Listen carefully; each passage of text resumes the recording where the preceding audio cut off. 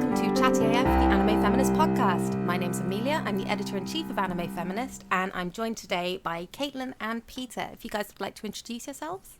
Hi, I'm Caitlin. I am an editor and writer for Anime Feminist, and I also have my own website. I have a heroin problem, heroin with an E. Always have to add that. Gotta be careful. Yeah, and I am also the anime writer, the quote-unquote anime expert for the Daily Dot. Ooh, that's a new addition to the bio. Love it. Yeah. I got a lot of irons in the fire. My name's Peter Phobian. I'm an associate features editor for Crunchyroll and a contributor and editor at Anime Feminist. Okay, and we're here today to talk about the Spring 2018 season. We're about halfway through the season now. I think all anime are between episodes 6 and 8 at the moment. So we're going to go through our Premier Digest categories, which was put together after one episode of every series. And they were put into categories, starting with anime was a mistake and going right up to feminist themes. So we'll just go through that list, talk about what we're still watching and why, what we've dropped and why, what we've heard good things about, what we've heard less good things about, and hopefully you'll be able to pick up some ideas of new anime to watch if you're not watching some of the things that we actually would like to recommend to you. Or some things to stay away from if we cover that ground too. And looking at this list, I promise you we do. So, starting off, anime was a mistake. Is anyone watching the Slave anime? No? No. No. Okay. It's kind of baked in, you know, no escaping the bad stuff about it. Yeah, this was recommended against, and I don't think that's changed. Pit of Shame, Magical Girl Sight. Definitely not. No. No. Yeah, and I've heard nothing that it's improved. Okay, red flags. Here is where I have one that I have heard good things about, and that's Comic Girls. Either of you watching any of that? No, I want to. I don't have time. I have a lot of irons in the fire, so I haven't had time to keep up with a lot of series. I like how you've called back. That's nice. Good continuity. Yeah, this is a packed season. There is a lot to watch, and I actually hadn't watched any until today because I went through the list and I was just trying to plug gaps and what do I need to watch so that I can discuss it. And I've seen some queer women on my Twitter feed talking about Comic Girls in a positive way, and I was like, okay, I need to see a little bit to be able to fairly represent it because it's in our red flags category. So when people I trust are giving it some compliments, I need to know what's going on. Peter, have you seen any? I dropped it after 3 episodes. That's fair. Why did you drop it? I could tell it was a comedy series, but I couldn't find the jokes. It was definitely a lot of cute girls. There was some fan servicey stuff, and I didn't really like a lot of the social dynamics. Like the one girl basically being forced to draw porn and constantly be calling, everybody's kind of refers to her as a porn artist. She doesn't seem comfortable with that. And just a lot of kind of uncomfortable jokes. I think the main character wanted her teacher to step on her or something like that. And I don't know how old she is. Either way, she looks like she's a middle schooler or younger. They all look really young, don't they? Yeah. That's kind of par for the course with this sort of series, though. Yeah. Well, I went to one of the friends who has been singing its praises, and I said, which episodes do I need to watch to be fair to it? And she said there are two episodes worth watching right now. Great. Episodes 4 and 5. So Peter, I'm sorry, you just missed out. Just before it got good. So I watched episodes 4 and 5 today, and I completely get what they mean. So episode 4 has the porn artist that you mentioned, and she has her deal made me really kind of uncomfortable in the first episode too. I haven't seen the first episode, so we're gonna have to explain things to each other a lot. I mean, it's pretty much what it says on the tin. It's a high school student being made to draw porn, and she's not comfortable with it. Yeah, she tried doing other types of comics, and I think her editor said, "Wow, you're really good at drawing women," and basically said, "Why don't you draw some kind of fan servicey stuff?" And then that stuff did really well, so that's just pigeonholed her career. And that's how everybody identifies her, and she doesn't like it. Okay, episode 4, I think, builds on that in a really positive way. Yeah, she has an autograph signing, and she's panicking about it the entire episode because she's like, I'm going to disappoint people. They're going to expect someone who's really sexy and confident. And that's not me. I'm just a high schooler. I have no dating experience. What am I doing? And over the course of the episode, she kind of manages to connect with that part of herself in a way that's not sleazy at all. It really is just her kind of learning that confidence is the key, and that she's really worried because her pen name is Big Boobies, I think. And she's like, they're going to see me and I'm really flat-chested and it's going to be awful. They're going to be so disappointed. And then she actually goes to the signing. She gets a little makeover because, you know, don your armor, as they say in Princess Jellyfish, and it really works. And, you know, spoilers, as it should be evident, but I really do recommend this episode. I really enjoyed it. She shows up and she ends up talking to a lot of young female fans who are saying, I really love your love stories. They're really relatable. I'm having relationship difficulties. What can I do? And she like speaks to the mother of a baby who's saying, oh, me and my husband both love your work. And it's really just down to earth. It's not at her expense. She's not humiliated. She's not embarrassed. Actually, she grows into the role and she comes to really appreciate the fact that her drawing kind of erotica is actually because she's so good at love stories. That's reiterated a few times in the episode, is that it's not about her drawing like really hot sex. It's about the fact that her love stories are really good and the sex scenes are a kind of an expansion of that. You mean that's what her fans appreciate? Yeah, that's what her fans appreciate. That's what her peers appreciate. That's what I think her editor tells her. I mean, this was the first episode I'd seen, so I'm a little bit adrift. No, in the first episode, her editor, I think it was her editor directly, basically said it's because she draws hot women. Yeah. That was flatly stated. Yeah. That's fine. First episodes aren't always representative of character arcs, though, and I think episode 4 totally like takes it in a positive, healthy direction. Now, it's definitely an ecchi comedy at times, and like, all honesty, it's not to my taste. This will be a surprise to absolutely no one who's ever heard me review anime. Shocking, yeah. Yeah, shocking, I know. It is not to my taste, but that episode I did enjoy. I did appreciate it. And then the 5th episode, we've got a mention in our one-liner review about it being probably queer baiting. 5th episode has 2 girls on a date. And oh, wow. one of them with very like explicitly kind of romantic intentions towards the other. And it's not treated like a joke. It is taken seriously. It is treated as a potential romance by pretty much everyone except one girl in the relationship because she's so clueless. But it's taken seriously. It's treated respectfully. So like I would love to have like queer readers comment on this, queer listeners comment on this and say what they thought. But this was why I initially watched it, is because queer women that I knew were praising this particular aspect of it. So it's not like, I'm not saying its red flags are gone, but there's more to it. I would probably push it up into yellow flags, I think, if we were putting together the list now. Okay. Well, that's an upward trend. That's good. Yes, exactly. It's nice to see. Usually the trends are very much downward on our list. Yeah. Okay, the other 2. Is anyone watching Cutie Honey Universe or Devil's Line? Nope. No. Okay, moving on. I've not heard anything about either of them that would contradict our red flags. Yeah, after the first 2 or 3 episodes, I stopped hearing about them pretty much entirely. Exactly. So. Yeah. Exactly. And Cutie Honey, I know it has the Gonagai kind of connection. That means people are interested, but I've not seen people talking about it on a weekly basis. So it didn't last. It's not grabbed too many people, so maybe there's a novelty there. But again, listeners, if you disagree, please let us know. We'd love to hear that.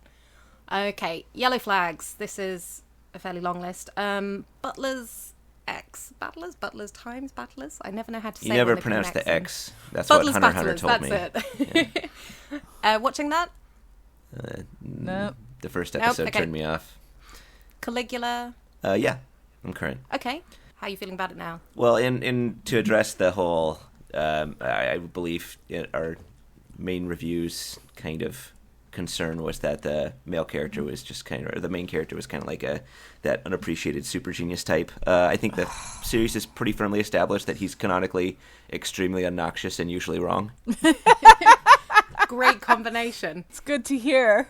They're in like this digital world that's trying to keep them inside, and the villains keep doing things to like reinforce the kind of brainwashing that's happened. And I believe in one instance he's almost roped in because they have like a guys and girls mixer, and they specifically like put in female agents, and it almost works on him because two girls are willing to listen to him go on a long spiel about psychology. And yeah, so if he didn't get saved, that probably would have been the end of him. But yeah, I think it's pretty interesting. I'm honestly enjoying it. It was written by the guy who wrote Persona 1 and 2, and I'm honestly enjoying it more than the Persona 5 anime. I don't know if that's just because I know what happens in Persona 5, so there's like absolutely no sense of drama or mystery to it. Persona 5's kind of a... Yeah. We'll get to Persona 5. Yeah, we'll get there. I think they're doing some interesting stuff. It seems like the premise in this one is that everybody is in that world because there's some sort of really bad psychic pain that they're experiencing that Mew is trying to save them from. And in this case, I think all of them have done something pretty awful. Like it's implied one girl may have like driven her mother to some sort of eating disorder or potentially death. One guy killed someone for sure.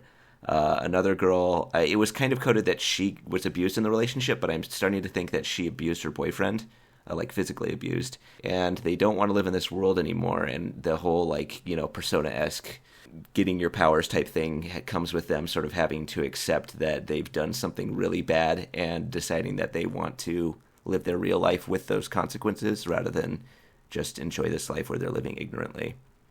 So I think it's got some interesting stuff it's doing. Okay. You'd recommend it? Yeah. Still think it belongs in Yellow Flags? Yeah, it's got a little bit of I don't think it doesn't really have fan service per se. There's one episode where that whole like guys and girls mixer thing, one of the villains is kind of a dominatrix type. There's some weird sexual stuff they do. I wouldn't really call it fan service, just kind of like maybe just not a good portrayal. Okay, so Yellow Flags intact. Yeah, Yellow Flags works. Okay. Cute High Earth Defense Club. Happy Kiss. No? Nope. No, okay. I mean, that's part of a franchise anyway, so if you've seen any previous installments, probably you know what you're in for. Dances with... Is it The Dragons or Dances with Dragons? It's The Dragons. The Dragon. Dances with The Dragon. Okay. Watching this, anyone? No, I haven't seen anyone talking about it. No, I watched the first episode and the first couple of episodes and I liked it well enough, but then completely forgot it existed, so that says it all. Okay, Fist of the Blue Sky Regenesis. I completely let this one slip, even though I quite enjoyed the first episode, his meat suit aside. But I haven't kept up with it. Peter, are you watching this one? No. I'm just assuming Caitlin isn't. No, not really your preferences. Oh, yeah, I love bad CG of meaty men punching each other. Yeah, it's really weird. His body does look like an exoskeleton covered in a skin covering. It's bizarre. But I enjoyed it well enough, and I would go back to it. I just completely forgot about it. Lupin III Part 5. I know this has come under fire from Vry. Mm-hmm. And are either of you watching it? I'm a little bit behind, but I am watching it, yeah. Okay. Do you think it still belongs in the Yellow Flags category? I know there were concerns over, God, what's it? I can't remember if it's pronounced Ami, or is it Amy? I know she's always correcting Ami. Lupin. Ami? Okay. There was... Oh, I don't know then. Okay. I think it's Ami. The whole fan service with her in the first episode, and then the second episode or third episode, I think, kind of established that he was kind of more of a father figure to her. But then I think the episode after that, she asked him if he was interested in having sex with her, and he said no, but she basically said, "I'm not necessarily against it. I'm curious about that kind of stuff," which is, I don't know. I feel like that's kind of like trying to have your cake and eat it too. But subsequently, she's out of the show. They like resolved her plot. That was probably the creepiest thing that happened, and they've kind of moved on to other stuff. It's kind of weird since my understanding is Lupin series don't kind of transition like that into like different story arcs. Usually they kind of have like a through line or a thing that's happening, at least according to my understanding. But I mean, I'm enjoying it. Lupin newbie. Beyond that, it's Lupin stuff, capers, stealing stuff, shooting people, that kind of thing. We have got an article that Vry wrote on Anime Feminist. I can't remember the title off the top of my head, but basically Lupin is not being totally fair with its queer characterization, and I think you should read Vry's article. I am completely adrift here because I haven't seen any Lupin ever, and I don't... Really? No, never. Not even Castle of Cagliostro. Well, it's on Netflix now. Yes, apparently even Netflix UK, which I didn't realize because I saw, usually when I see the announcements of this is now available on Netflix or this is now available on Crunchyroll, I'm just like, not here it isn't. And usually I'm right, but not this time, so I need to actually watch it. But yeah, we do have an article that goes into more detail on Vrai's particular frustrations with the way that Lupin the III is treating the concept of queerness. I think it's not like it's got queer characters, and that's kind of the problem, is it's not taking queerness seriously, and it's in a way that Vrai says is pretty disrespectful to queer viewers and queer fans of the series. So read that article and you'll probably have a better idea of if this installment is for you or not. Real Girl. Either of you watching that? No, I want to, because I didn't like the first episode, but I want to sort of see where it goes and see what it's going to do with it. Like, I don't always watch anime for enjoyment. Yeah. That's the anime journalist lifestyle. Yep. So I'm curious about sort of if it improves. No one's talking about it, so I haven't picked anything up from Twitter or anything. Complete confession, I hadn't even looked at the Premiere Digest until today because there was so much anime that I didn't need to go looking for recommendations. Like, my watch list is full. And I went to the Premiere Digest today. I saw Real Girl. I was like, what is that? I hadn't even heard of it. So it's not made very big name for itself yet. No, well, part of it is that it's on High Dive, which doesn't help. But I've heard of Tada Never Falls in Love, which is a High Dive one, right? And like that people are talking about. So it's not a complete blocker from attention. Yeah, no, like, it's just because the first episode was very, like, it has potential to be something that I would really enjoy, but like the first episode just like, it didn't seem interested in calling the main character out on his shit. It was mostly just like, oh, girls are mean. Great. Girls suck. Except this girl who's not crude. like other girls. She's crude, but other girls hate her. But she's nice to the main character. I can see why you would want to see more of that, though, because if they handle it right, I can see how that would be completely your thing. Right. So, but the first episode did not handle inspire it well. Faith. Okay. Well, if you get time to watch it, maybe we can pick that up in conversations at the end of the season. And you can kind of say if it did actually fulfill the best case scenario. Yeah, I mean, I don't have anything not. I have to watch after this weekend, so okay, great. I get to spend time watching things I want to watch, or choose to watch, I should say. And that gives us no segue whatsoever into talking about Umamusume, because I'm pretty sure you're not watching that. That is not on the list. No. Peter?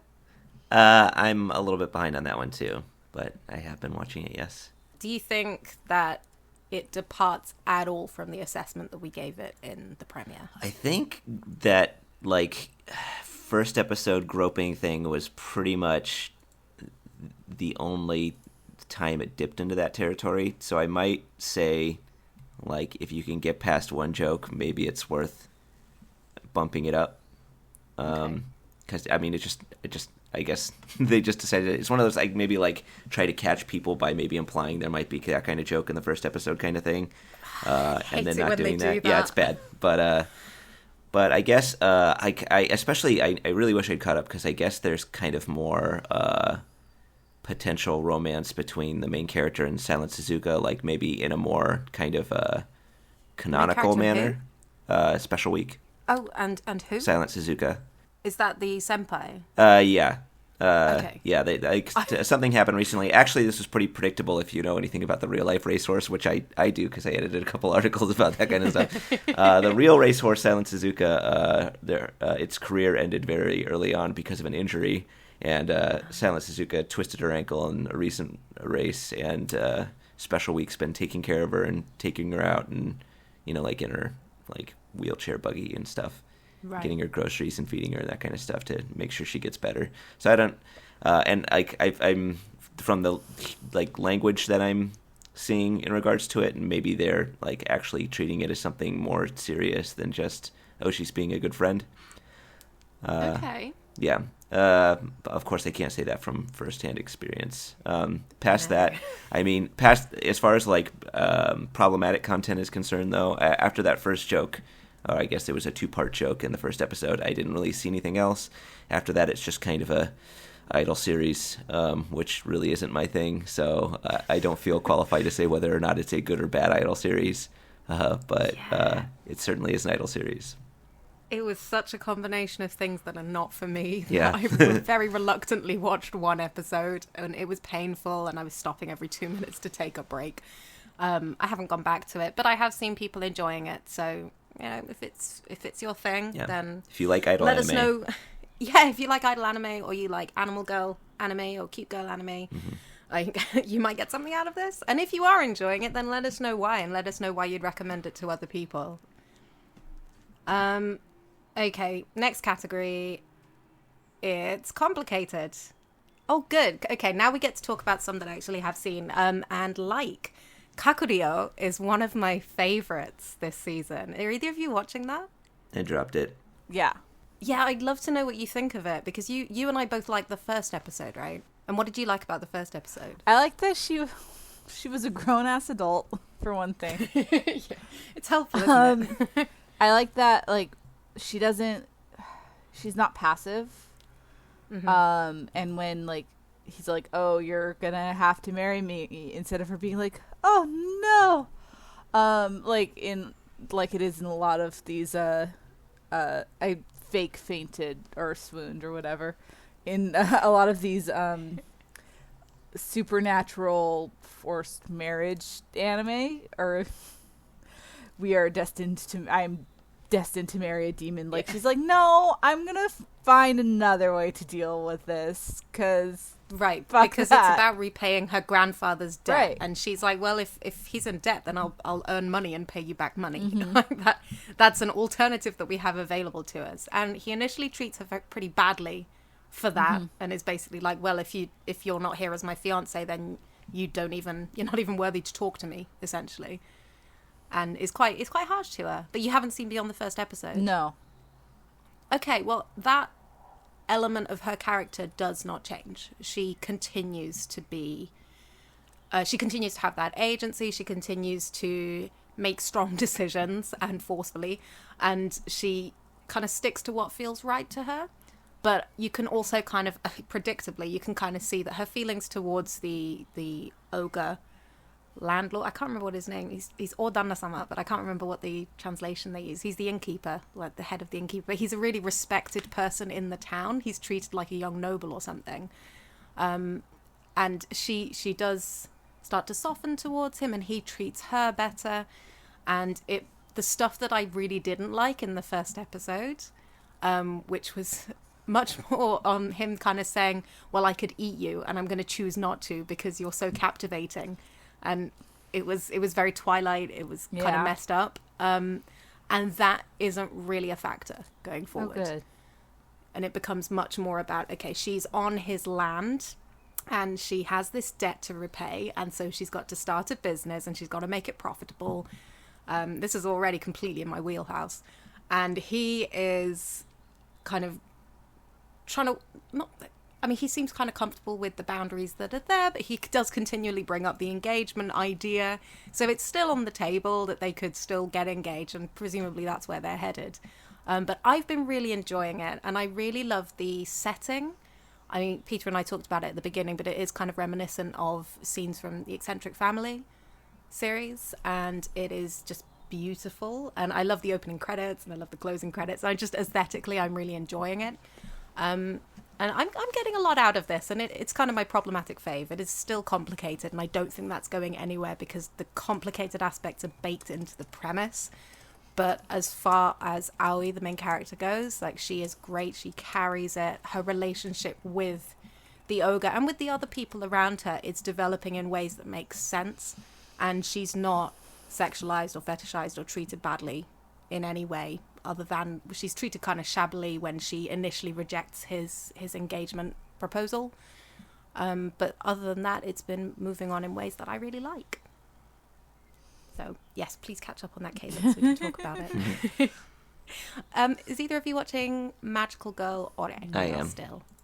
Yeah? Yeah. Caitlin? Nope. Okay, I caught up today. Peter, what do you think? I almost don't feel qualified to even talk about it because I know what you mean. Like, this is super awkward right now, but yeah. It is super problematic. I think it's fair to say it is super problematic, and either that will be a deal breaker for you or it won't. For me, it's not, but I completely understand if it is for anyone. From episode 1, I understand if it is. I mean, there's a moment in episode, I want to say 5, when they just straight up make a rape joke. They make a joke of the idea that... Oh, the hot springs? Yeah, they make a joke of the idea that Sakuyo, who's in love with Saki, the two idol girls, like when they're in the hot springs, Saki really worries that Sakuyo is going to turn into a man and rape her, and she kind of imagines herself crying in bed next to Sakuyo, who's just like smoking and looking very content. Mm-hmm. And that's kind of played for laughs. That's not nice.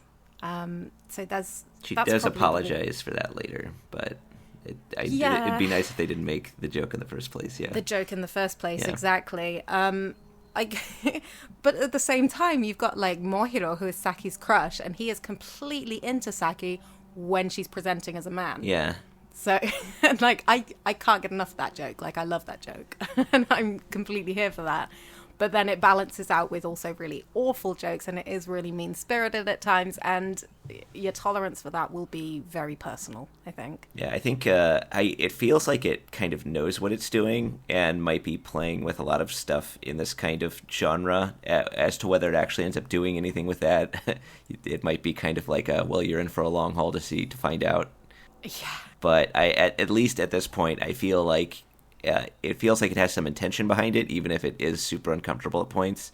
But I mean, I can't guarantee there'll be any payoff for that at this point. So I'll report back. But yeah, at this point, it's just a lot of that. Yeah, it is undeniably problematic, and your mileage will vary. Mm-hmm. I think that's the only thing we can say about it.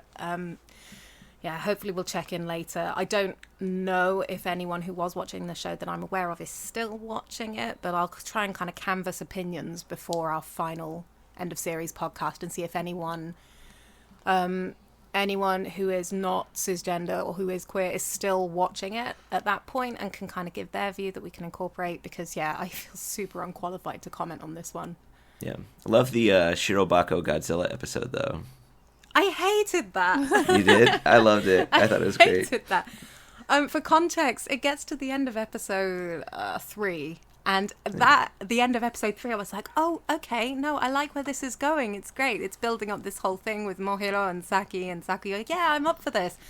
And then episode 4 just goes, yeah, we're redoing everything. We're just setting up a new episode that's all about Godzilla, or no, what's it called? It was some Cheezilla or Chillzilla or something like that. Yeah, and it just tells a completely unrelated story. Well, extremely peripherally related story that's based in not any reality whatsoever. They have to defeat Godzilla by finishing an anime episode, so it's kind of like Shin Godzilla with animation production. Annoyed. Yeah, I thought it was funny. So annoyed. I got about 5 minutes in, I realized it wasn't changing. It wasn't going back to the main story. This one note gag was the entire episode. Yep. Right at the end, Saki and Sakuyo show up. It's completely inconsequential. They just kill it. After all that build up, they jump kick it and it dies. I'm just fast forwarding, like watching to see if something happens at all, and it's just nothing. And then Saki and Sakuyo show up, and I'm like, okay, I should watch this. I watched it, and that was the end of the episode. Yep. So yeah, you can just skip that one, or if you think you'll appreciate it as Peter apparently has, then yeah, watch it, enjoy, and then get back to your regularly scheduled programming, which was completely unaffected by the events of that episode. Mm-hmm. I hate it when shows do that. I think that. I liked that show more than Magical Girl Ore, so that's why I liked it. That's a great recommendation. Yep. Okay, Tada Never Falls in Love. Caitlin, you're watching this one? Yes, I am. I think you're the only one, so... Right. How's it doing? How's it holding up? I mean, I am disappointed, but in a way that's not totally the fault of the series. So is that a recommendation? Okay, I can't quite well, tell. it is a soft recommendation. So, Okay. the thing is that it has mostly the same creative staff as Monthly Girls Nozaki-kun, which is probably one of the funniest anime I've ever watched. Yes. And I was like, okay, this is completely original material. The writer and the director, they're really, really strong working on adaptive material. But I don't know how they're going to be with something original. So I hope they do well. I hope, their strengths will still be able to come out. And the answer to that was not really. Okay. So, because it's sweet. It has nice moments. But it feels pretty aimless. It's sort of improved. The last couple episodes have been an improvement, but the first 4 episodes or so were just sort of very inconsequential, just sort of light fluff. And the boys are the worst. Okay, two of the boys are the worst. Are these the ones who are ogling the girls' chests and making unwelcome advances in episode 2? I'm just looking at the Premier Digest.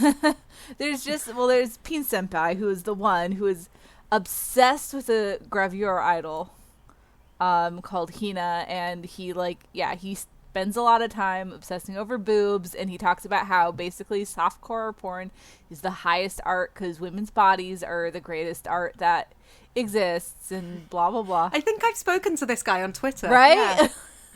Yeah. And there's the girl who is actually secretly the gravure idol that he's obsessed with, of course, is in love with him, but he's obsessed with her image, her image as an idol, and he doesn't know that she is the idol. And I'm like, why does she like this guy? All he does is yell about boobs. Yeah, that's nice. That's so nice. That's good boyfriend material, that. Yeah, and then there's the other guy who's just he's not bad. He's just extremely... he is the most Mamoru Miyano character to ever exist. Does that statement make sense? Well, this is so funny because, well, maybe only to me, but I found out who Mamoru Miyano was for the first time very recently because I started playing the Utano Prince Sama idol game on my mobile. And through that, I found out who he is. And then we started doing the Oran High School Host Club watch along, which is going to be coming out soon. And I found out who he was. I found out that he was in that. And since then, I've been hearing him mentioned everywhere. And I have no idea how I was unaware of his existence until I started playing Utapri. Yeah, because he's one of the biggest names right now. And he actually has... I had no clue. He has a very, very good range. I don't want this to be anything against him as an actor. He's got a lot of range, a lot more than a lot of voice actors these days. But there's this one particular kind of character that just feels aggressive, the very over the top, the Tamaki Suos. Yes. And this character is Tamaki turned up to not even to 11 to 12. Okay. And it's so much. But other than those, he's not a bad guy. He's just a lot. But other than that, it's sweet. The main characters are sweet. They're nice. They don't have a whole lot of personality. Teresa is a very typical sort of princess. And I do think Tada is going to fall in love. Unfortunately. Yeah, because that was the thing, wasn't it? Tada never falls in love. I did see some conversation around that with the hopes that this might be some asexual, aromantic representation. Yeah. And it doesn't look like that's what it is. I think that was sort of always wishful thinking. Not to be dismissive just because that's just how anime tends to work. It disappoints me, yes. That's not what I meant, but okay. But it's not entirely untrue. No, that's not what I meant. Genre disappointment. I mean, we've just talked about Magical Girl Ore, so... and Darling in the Franxx did air yesterday. Exactly. I mean, we all hope for good representation, and we very much appreciate the few times we do truly get it. I think that's fair to say. Tada never falls in love, but I mean, the way I've heard it described is I was hoping for some kind of representation, but I like where it's going instead. So that's, yeah, you know, if you're looking for a kind of fluffy romance, my understanding is that Tada never falls in love is looking likely to deliver that. It's sweet. It's just very slight, and it's not an anime that I think people are ever going to go back to or revisit. That's damning. Which is like, because it's kind of flimsy. Yeah. There's just not a lot to it. There's not really a lot of sense that it's building towards something, or like there's no like bite to it. It's just there's just not a lot of momentum, I guess is the way to put it. It doesn't do anything unexpected, except for sometimes the cat narrates the episodes, which is always a good thing. Now I know why D likes it. Okay. I mean, it sounds like all three of our anime in the It's Complicated category firmly deserve to be there. Yeah. So that's fine. We're not steering you wrong, listeners. Okay, moving on. Harmless Fun. Again, this is a fairly long category, but I don't think we're watching all of them. So, Gegege no Kitaro. Either of you watching that? Yeah, I'm a little behind on that one too. I actually skipped the middle few episodes in order to watch the last couple. Mm-hmm. And I was so glad I did, because episode 7 is one of the best standalone episodes of anime I think I've ever seen within a series that isn't episodic and isn't anthology based. Episode 7 of Gegege no Kitaro, like, I would recommend that to better than Chizilla. Anyone. Sorry? Better than Chizilla? Well, you know, it's a tough contest, but I think Kitaro may just take this one. Okay. It was exceptional. It felt like Junji Ito almost. It wasn't quite as twisted as that. It is a little bit hard going. Content warnings for that episode. It deals quite heavily in things like suicide. I mean, the opening scene is a suicide, so just be aware of that. Go into it knowingly. But it is a very well-handled episode, which was not what I was expecting, because until then Kitaro's been pretty much kind of monster of the week, and it's got its kind of colourful cast of characters, and Kitaro's got these kind of not comedic, sorry, that's just how I view it, his attacks, including like his remote control getter sandal. Oh yeah, I can't take them seriously. No, exactly. I mean, they're cool fights, cartoony. But it's fun. Yeah. It's fun. And episode 7 is not like that at all. Oh dang. It's very... Yeah, you should watch it, Peter. I think you'd enjoy it. Yeah, I sort of described it, I think, as like Detective Conan meets Hellgirl. And I guess that's probably more on the Hellgirl side. So I'm down. Right. I like the series a lot. Yeah, episode 7 could have fit into the Junji Ito series quite comfortably. Nice. Although, again, not quite as body horror.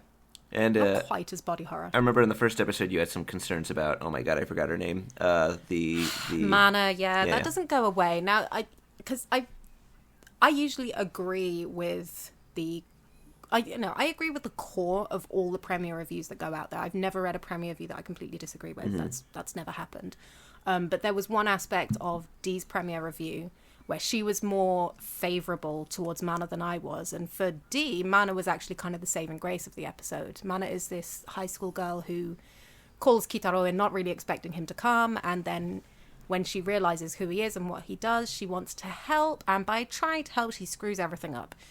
And her clumsiness is kind of her defining... Her clumsiness and spunk and cheerfulness and determination, and it just does not work for me as a bundle of character traits. Mana's fine, but I don't consider her a positive element of the episode, but for Dee, she really was. So your mileage will vary on this. For me, that hasn't really improved. I watched episode 8 to check, and yeah, it's no better. She needs to be saved. I mean, she actually gets saved by a few people this time, which, refreshing change, but it's not working for me. I think that's the formula.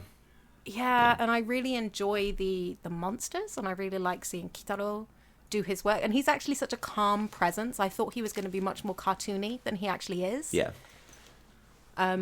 So I enjoy a lot about Kitaro, like the show. But Mana just isn't working for me. I kind of almost wish she wasn't a main character and that they just had a different human interacting with Kitaro every week, made it completely episodic. Yeah. That would be preferable for me personally. It'd be really Hellgirl. I haven't seen Hellgirl. Just add that to the long list of anime I haven't seen. Okay. Well, I could describe all of Hellgirl, but we could probably just move on. Instead, let's move on to Gundam Build Divers. Is anyone watching this one? No.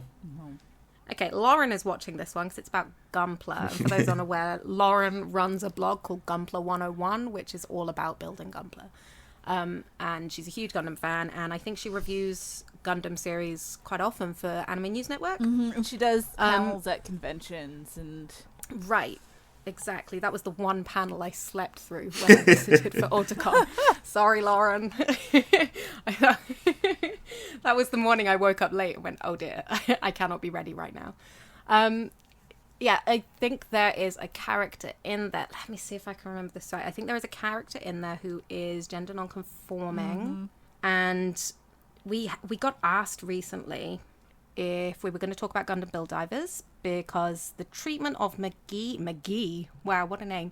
Okay, the treatment of McGee's gender ambiguity continues to fascinate me, but I'm not entirely sure what to make of it.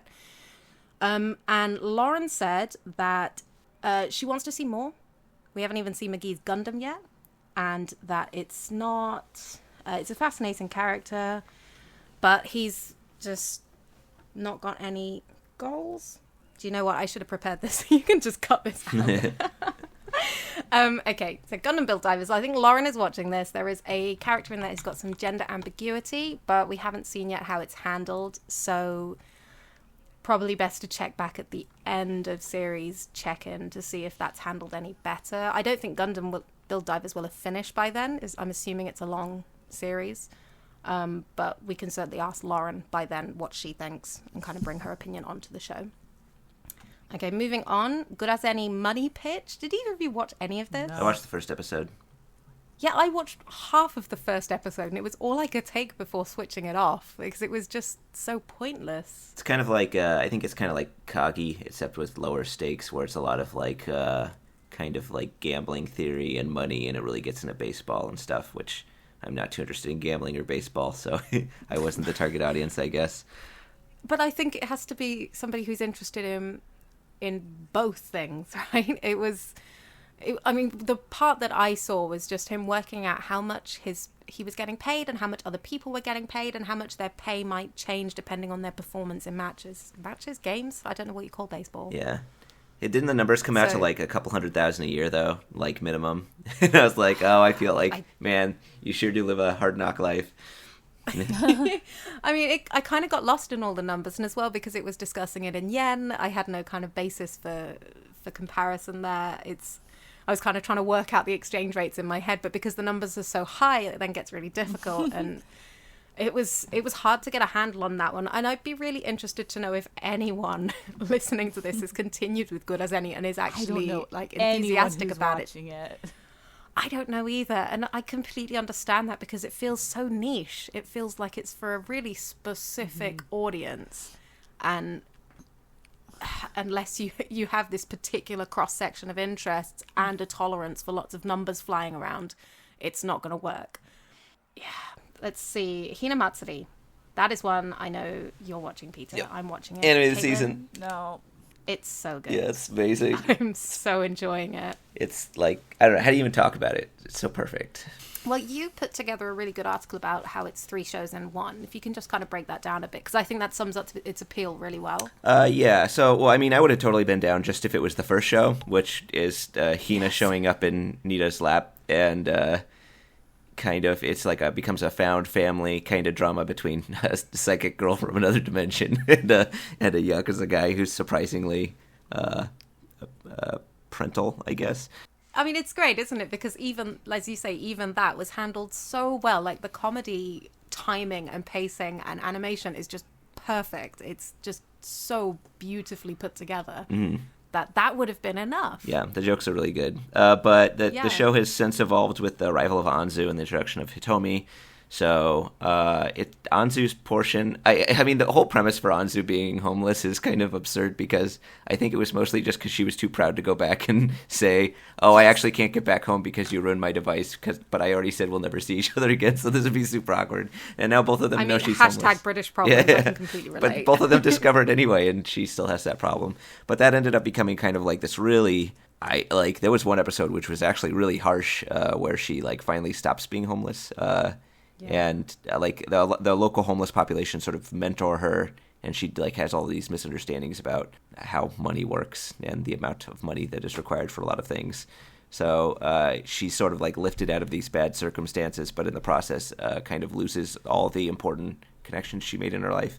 And it's like it's a harsh episode actually, but it's kind of like optimistic and heartwarming. And then the next episode is her learning how to work in the ramen shop. I love her new parents too, because each time she has some sort of misunderstanding that's based in like you have food that costs 800 yen, I only made 600 yen per day, and then the mom starts crying and goes to get tissues again. It's really beautiful. I'm not sure it handles the line between humanizing homeless people and homelessness, and kind of making it clear that this is not a kind of warm and fuzzy environment, because it does sort of rose into it a bit, and a little bit felt quite uncomfortable watching it. Like it doesn't need to be all grief all the time or anything like that, and actually you do end up feeling really moved, but it does seem like a very safe environment for a young girl, and I'm not sure that's exactly as well handled as it could be. True. But I do appreciate that it pretty much all the homeless people she runs into are like real people who... Yes. I think that... and one of the reasons they mentor her is because they're actually concerned that she's going to be in danger being homeless, I think. So I feel they could have easily done something else with the homeless characters, right? So... And exactly, if I could choose between kind of humanizing homeless people or kind of making clear the dangers of homelessness, I'd pick the humanization. So they've come down on the side I would choose, but they come down quite far on that side. Mm-hmm. And there's sort of no hint that Anzu is at any point at any risk at all. Yeah. So the stakes are quite low in her homelessness. But it would be kind of tonally jarring, I think, if they went too far in the other direction. It would. It definitely would. Although she does have psychic powers, so that's a leg up. Hitomi is the third one, and I call her the cosmic victim because she's very compassionate, but it's just like the entire universe is trying to make her suffer for being a nice person, which is kind of... That's probably like the area of the show I'm more touch and go on, because... I don't like seeing nice people get punished for being nice. It's really hard, isn't it? Yeah. So, I mean, the jokes themselves are funny, but and I think it sort of finds a balance because she gets some little glimmers of happiness. I hope there's some sort of upward trajectory involved. But a lot of it's just she tries to help a friend and ends up missing an entire night's sleep and getting sick and then actually passing out on her feet. Or those friends who wanted to help her because they thought that actually wasn't that great a subplot because of all the I don't know, I guess they didn't really make too many abuse jokes. They were just afraid she was being abused, and then the whole thing just turned into, oh, I guess Hitomi's not in that bad a situation, so let's dogpile her and also start making fun of her. Yeah, but I mean, just the whole thing's super funny. Yeah, they have a track record of taking these kind of dangerous situations and not going the cliche direction with it. Yeah. I think so. You talked about in one of the earliest episodes where they all go to a cabaret club together, mm-hmm. or an underage girl goes into a bar and ends up with a drunk salaryman, and you would expect that to go in a really bad direction. Yeah. And instead it ends up with something really light and funny and not dangerous at all. Yeah, you always think it's going to get into something dark, and then it pulls back and just makes a really absurdist, humorous situation instead. I think Anzu's the only one that's actually had some real impactful moments, but they were all kind of positive, right?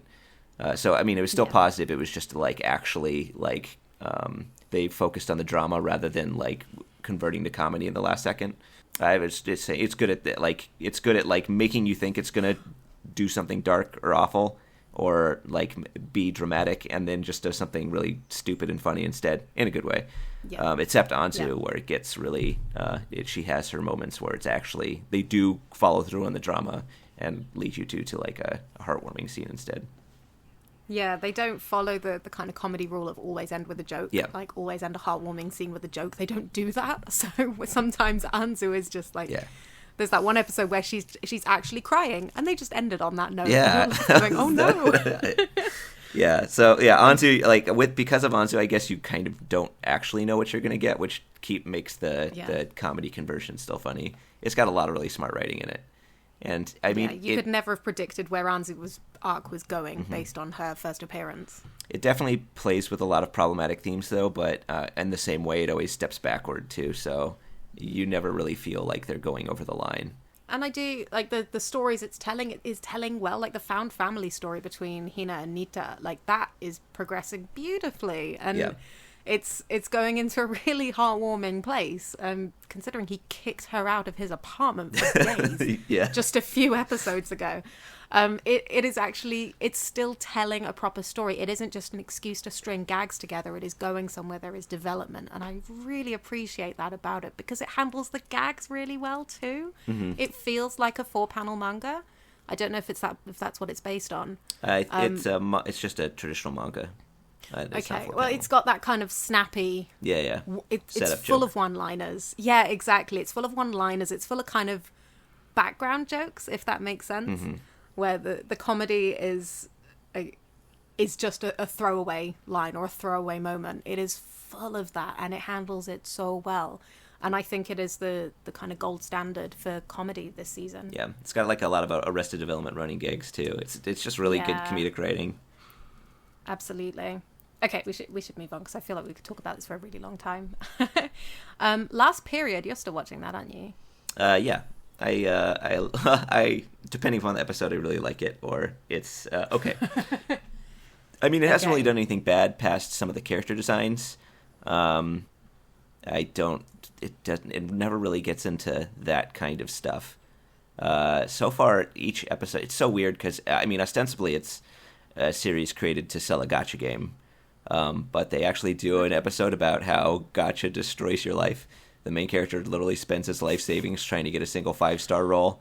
Then everybody's like, hey, you should stop spending your money that way. And he yells at all of them, like, you don't tell me how to spend my money. And he has a breakdown and everybody shames him. Oh, my word. Yeah, so I'm surprised they get away with that kind of stuff. They had an episode about how if the series isn't doing well, you can just have a Hot Springs episode and like bring in some good voice actors and like, I mean, they don't really do the Hot Springs episode in that way, but it was just kind of like a takedown of all these like really kind of pragmatic anime practices that are used to make money. And then it just does, I don't know, weird stuff. The last episode was the main villain is the assistant to the leader of the organization they work for, so she's leading this double life. I don't know if she's trying to sabotage the main leader or something. She's very casual about it. So it has an episode from her perspective where she says, oh yeah, I'm the villain, and I work under her, so I'm leading this double life where I'm trying to destroy the person I'm working for. As to why I'm doing that, I'm not really going to tell you, but here's an episode about my daily life. And she really wanted to go to an amusement park with her friends, so she invites the main character in the gang, and they're busy, so she invites Wise Man, the Team Rocket people, and they want to go. So she's like, cool, I'll go, but then Haru's plans change, so she ends up having to go with both groups. And the whole episode is about her having to switch costumes over and over again to hang out with both groups, because she really wanted to go with them, and she's enjoying her time with both groups. And it sort of defies that usual convention by she gets really good at it rather than it like slowly coming to pieces. And the whole thing, she's doing this personal journal where she does crayon drawings of everything that's happening, and it's just so absurd. I don't know what to make of it. It's really funny. Is it consistent still with the notes that were made in the premiere review? I'd probably say there were like warning signs just based on some early character designs, but it hasn't even gotten into it. So it still deserves to be in Harmless Fun? Yeah. I say so. Okay. It's good. Excellent. Okay, Legend of the Galactic Heroes Dinoyatese? Oh, dear. Dinuthes. Dinuthes. That's what they call it, yeah. Sorry, German viewers. Sorry. I haven't watched this because I don't know, I've kind of got the impression that it would be like spoilers for the long series, which I still want to watch. So I haven't watched any of this. Have either of you? No. It's just people sitting in chairs talking. Legend of Galactic Heroes. No. I watched all of the original, even though I found it incredibly boring. Oh, wow. Okay. Controversial. Yeah. It was supposed to be a remake, right? So Yeah. Yeah. Yeah. I would like to see the original first, I think. But we'll see. There was a lot of anime to choose from this season. In a less packed season, I might have watched it regardless. But since I was being a bit choosier, I just didn't. Yeah, I honestly, I thought about watching this one because apparently it has more of Yang, who is the best thing. I understand he's a bit of a fan favorite. The best thing about the original series. So that actually does make me a little bit more interested, but it's not super high on the list. Speaking of, Sword Art Online Alternative, Gale Online, with the really catchy hashtag SAOAGGO. I tried to look up tweets about it earlier, and I could not for the life of me remember the name of it, so I just put all the letters in all the wrong order a few times. It is not convenient. I tried to watch an episode of this earlier, and actually I found it really disturbing because it was just full of guns and it was full of bullets, and you know, in recent weeks we've had Santa Fe, we've had Parkland. It was just too much. And you know, I come from a country where I'm not exposed to guns at all, so it felt just deeply uncomfortable to me, and I couldn't make it through a full episode. How was it for both of you? Well, I'm current. I'm American, so I'm desensitized to guns, and exactly. White male American as well, you know. Yeah. So, I'm pretty surprised because it's Sigsawa writing this with some of the stuff he's done. There's this group the main character fights. When in the Squad Jam tournament they started off with, it ends with her facing off against an all-female team of diverse body types who she beats. And she finds out it's a rhythmic gymnastic team at a local high school. Not so diverse. Yeah, what's that? Not so diverse, then. The character creation. No, their avatars have diverse body types. Yes, so, that they themselves are a group of young high school girls. I do think... Isn't there, like, random character creation in the games? Is that what the deal is? I don't know. I don't know, because that's not true in the original, and that was a problem the main character had, but I don't know about... I don't know if that's the case for everybody. I have no idea. Because the other characters seem to... I think one of them, like, specifically, like, she says, I have a Hollywood character, or, like, she looks like a Hollywood actress, so she apologizes for putting on airs or something like that. I don't know if everybody's just got random character gen, if that's something new with Sigsawa or what, because that wasn't the case in the original SAO. And they played Gale Online, and that wasn't the case. So, I don't know, but it's... they seem to like playing the diverse body types. I don't know. I mean, they are all high school girls who are on a rhythmic gymnastics team, so I guess they don't have that. But I think it's interesting that they seem enthusiastic about playing, like, one of them's like a 6.5 foot tall kind of Amazon type, and the other one's really burly. So I don't know. Maybe I shouldn't be giving it points, but I think that's better than all of them being hot. Main character handled? The little girl in pink. Her whole deal is she's 6 feet tall in Japan, so she feels like a freak of nature, I guess. So she plays Len, and I guess the recent events kind of have helped her get over that. And also the new girls said she looks like a supermodel, so she doesn't feel so awkward about her height anymore, because she sort of made friends with the Amazons. Because, like, I'm kind of short, and I wish I was tall, but every time there's a tall female character in anime, they want to be short, and it's a little like, come on. Mm-hmm. Let girls be tall. I don't know. Yeah. I've seen screenshots being posted, and it looks like it goes some bizarre places with its gun fetishism, though. I mean, I don't feel like it's too different from the Gale arc in Sword Art Online. I didn't watch that. Oh, okay. Well, there are guns. I mean, she does, like, really like her... Well, actually, I guess, like, her P90 becomes sentient for a little while. Yes! She has this freak out moment, and then her gun's just like, don't worry, I'll protect you. And it grows anime eyes. It's... I don't know what he was doing with that. I don't know. Like, There's one more thing I think is sort of relevant to discussion is Len's best friend in game is this kind of crazy girl named Pito, who's kind of wild. Who is 100% played by the idol who she likes listening to, Erica something. And these things always go in anime. Yeah. Well, I mean, there was some signaling so far. But it seems like they talk about life stress a lot, and why they play this game is just to get away from the shit that's causing them trouble in real life.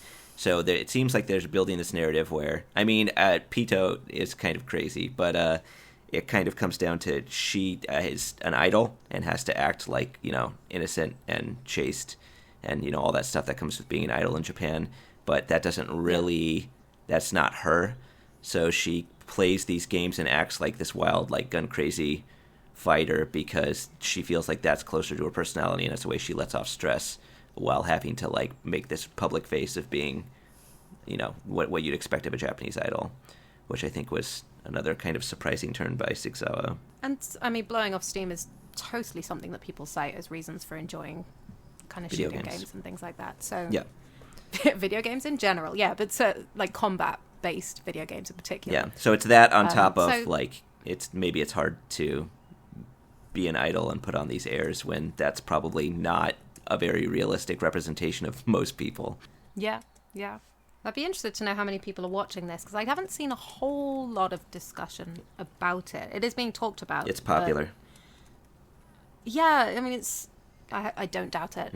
But it's just something I haven't seen a whole lot on. I don't know, maybe I blocked it out. It was one I wasn't really expecting to get into, even though I really like Sword Art Online. Gale Online is not my favorite part of that. And also there's no asana, so what's the point? There's no asana, and I don't do too well with spin-offs that have no kind of cast in common. And yeah, Len's appearance just really put me off. I can't stand pink as a general rule. Yeah. So that was an instant no for me. I've made my thoughts clear on pink washing. But at the same time, it sounds like that's not the only world. And if there's this kind of 6-foot woman in Japan who's not dressed in pink and rabbit ears, or is it cat ears and a hat? Yeah, I don't know. Then ears. There may be more there that I would appreciate, but there's a lot of guns to wade through to get to that, and that is just not for me. Though I completely understand it will be for some people, and do not begrudge you that in the slightest. Okay, something completely different. Yotsuiro Biyori. I watched 3 episodes of this today, and I loved it. Are either of you watching it? Nope. Okay, I will represent then, as Dee requested, because Dee is thoroughly enjoying this, and I completely get it. I watched the first episode, and I was a bit concerned it was going to be this kind of episodic slice of life Iyashike, and it is Iyashike. It's got that kind of healing feel to it, and it is somewhat slice of life, but it is not episodic. There is a through line there. There's a character who shows up in the first episode that you sort of assume is going to be important and consistent and recurring, and she may be recurring, but she's clearly not that important because she's not in the next 2 episodes at all. So the core cast is these 4 guys who run a traditional Japanese tea shop. They create kind of traditional sweets. They serve traditional tea, but they also serve like lattes with the worst latte art in the world. And it's sweet, it's funny, I'm enjoying it, it's going somewhere, which I appreciate. Love me some linear storytelling. And I just really got into it. There's more going on than I thought there was based on the first episode, and by the 3rd episode that's really clear. So I'm looking forward to seeing more. I meant to get caught up to episode 6 before talking today, but I started way too late for that. But I am looking forward to seeing more. I think I will watch it to the end, and hopefully Dee will be around next time to talk about it herself and represent it, because I know she is loving it, and I completely understand that. So, next category, feminist potential, Major Second. Are either of you watching this? No. I forgot it existed. Nope. Baseball's so boring. Sorry, baseball fans. Again, Dee would have some things to say if she were here. I'm not watching it. I do like sports shows. I do like sports shonen shows, but I forgot it existed, so I haven't watched it, and I haven't seen anything about it, which is why I forgot it existed. So presumably not many people are watching it. In contrast, Megalobox. Yeah. I think everyone I know is watching that, except possibly Caitlin. Mega popular box. Yeah, I'm the only person, like the only anime fan Twitter who's sphere. not watching Megalobox. Yeah. We found her. You can do what you No, want. don't do what you Yeah. will. Megalobox is so enjoyable to watch. I get completely immersed in it when I watch it. The art style just drags me in and will not let me go. I mean, I really like that kind of earthy look anyway. The Like, enforced old aspect ratio. Yeah, Yeah. I'll take it. Okay.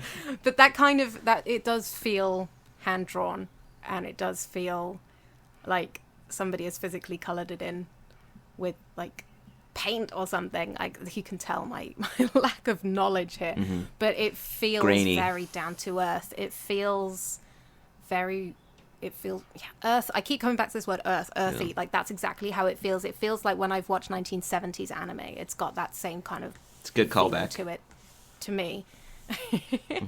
So I'm really enjoying it aesthetically, but also I kind of like where the series is going. I don't know much about Ashita no Joe, Tomorrow's Joe, sorry, and I've never seen any version of it, so I'm just enjoying it for what it is. But I like where it's going. Peter, you're probably more knowledgeable about me, more knowledgeable than I am about this. I mean, I think it's okay. I might surprise people. I'm not super into it like a lot of other people are. I think it is a kind of. I'm very interested in like their aesthetic choices and like I know it drives all my like graphic design friends insane that they used to enforce a lower ratio or resolution to like I don't even know why they did it.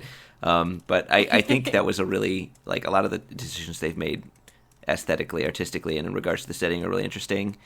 I think what they've done with Yoko from the original Tomorrow's Joe is cool because they kind of made her a more active character in the series. But I don't know. Watching it, I just kind of feel like Hajime no Ippo's way better. That's a really bad thing to think, but when I'm watching it, I'm just like, man, like, because he does like a counterpunch, and it's supposed to be this really big moment, and I just remember every time Miata counterpunched somebody in Hajime no Ippo, and I just feel kind of let down. I don't want to like consider it that way. I just feel like That's awful. I've seen like the apex of boxing, and everything else pales in comparison. Okay, well, that's a bit unfortunate. Yeah. So if you haven't seen Hajime no Ippo, you'll probably enjoy it more. And if you haven't seen Hajime no Ippo and you're not a graphic designer, it sounds like you're gonna love it. Yeah. I mean, the main character's story is definitely good. I'm in it for the entire series. I just like everybody's talking about how it's like this masterpiece, and I think it's a solid anime. That's fair. Yeah. That's fair. Like, I'm enjoying seeing where it's going. I'm not sure I'll watch it again. Yeah, I probably won't. If that makes sense. But I've not seen Hajime no Ippo yet, so maybe I'll see that, and it will just leave Megalobox. Oh, you'd you'd love Hajime no Ippo. It's all the I stuff think you I love. Yeah. all the stuff I love. Yeah, Excellent. seriously. Looking forward to it. The watch along is coming. Okay, there's not really a lot to say about it, right? I think a lot of people are enjoying it. There's not a whole lot of female characters, but this is, I think, very much a show about that kind of masculinity, which as typically kind of shonen rival. Well, I guess this is more seinen. Mm-hmm. Those kind of rivalry sports, Yeah. kind of anime tend to be telling stories of masculinity, and that's I'd say there's not necessarily going to be a lot of women around for that. it is notable they've taken Yoko and like given her a more active role. In fact, I don't know where they're going to go with that, but so far she's way more important than the original one was. So Okay. I think that taking the one female character there was and kind of like racing her up like that is cool. Although it all depends on how that sort of plays out in the second half. See how it goes and come back to it then.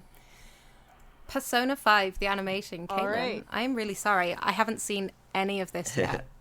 You know, it's Okay, all right. So I cannot. You so wanted me to see this, and now I still, haven't. I thought you'd be really mad at me.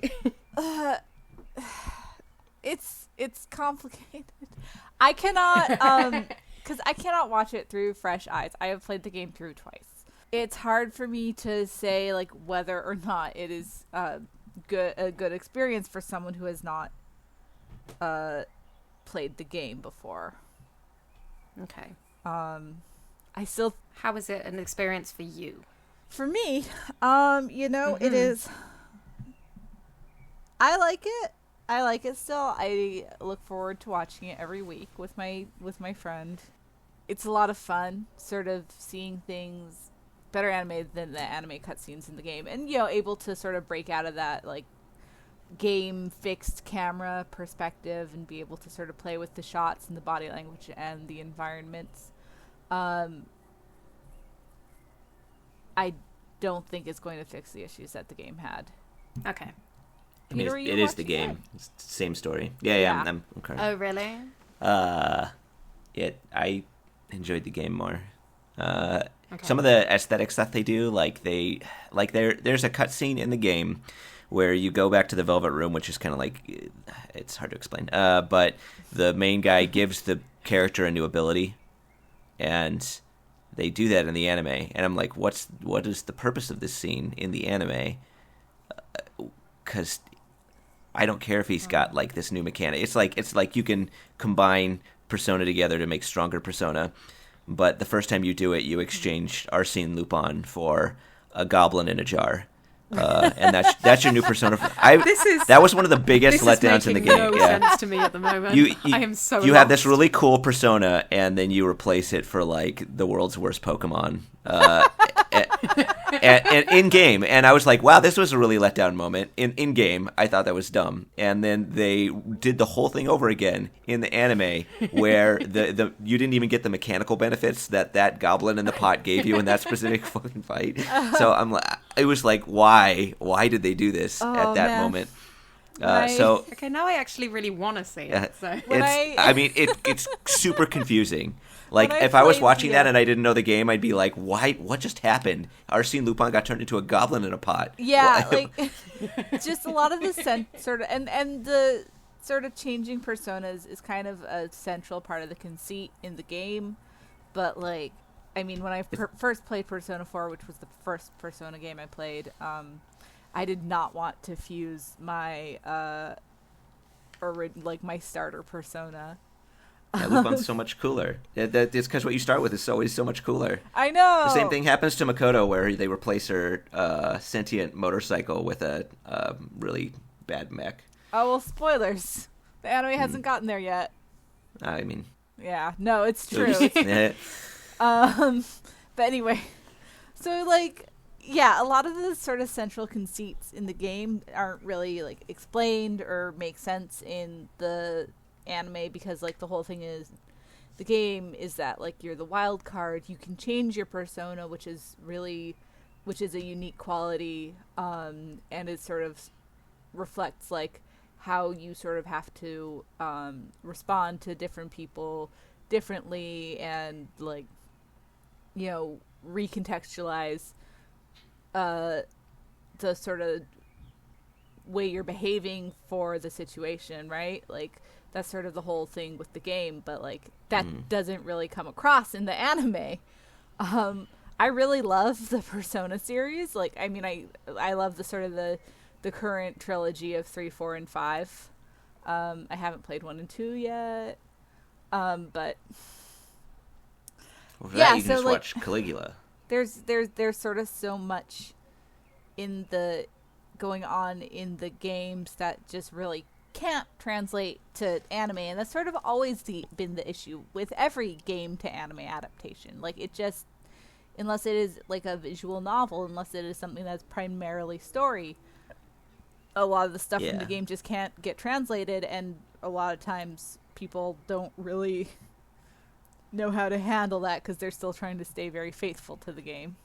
Yeah, I think that's Okay. my main beef with the show, and kind of like my way of summarizing it is I am very disappointed by the creative decisions they made because they tried to keep the fidelity of the game rather than making an anime that can stand on its own merits. I agree. So, like, I the main agree. character, Ren, is just kind of like this amorphous, faceless character who has responses that you can give to make the character however you want it to be.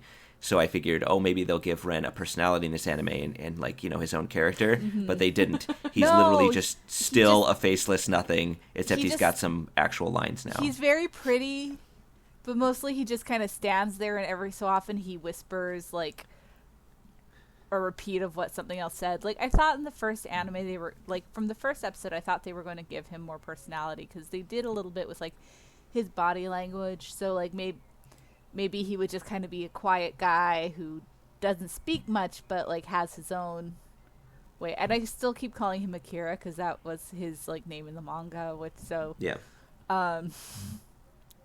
But, like, yeah, they definitely did not, like, take that where it could have gone. And, like, the Persona 4 anime, for all of its flaws, its many, many flaws, at least it gave the main character personality. Okay, I am going to watch some of this before we record end of season podcast so that I can kind of comment on this, because as you say, you're not sure if it actually translates for somebody who's completely new to the franchise. And I haven't got a clue what Persona's about. I picked up little bits from the conversation you two just had, but that's it. So we'll see how it comes across. If you're not going to play the game, go ahead and watch the anime. And I'm not going to play the game. Okay, you specifically, Amelia, should probably at least get to Makoto's awakening, or whatever the hell they call it when you go Persona. they don't have a name for it. Warning, I there think is you will like nonsense. There's boob nonsense with Anne.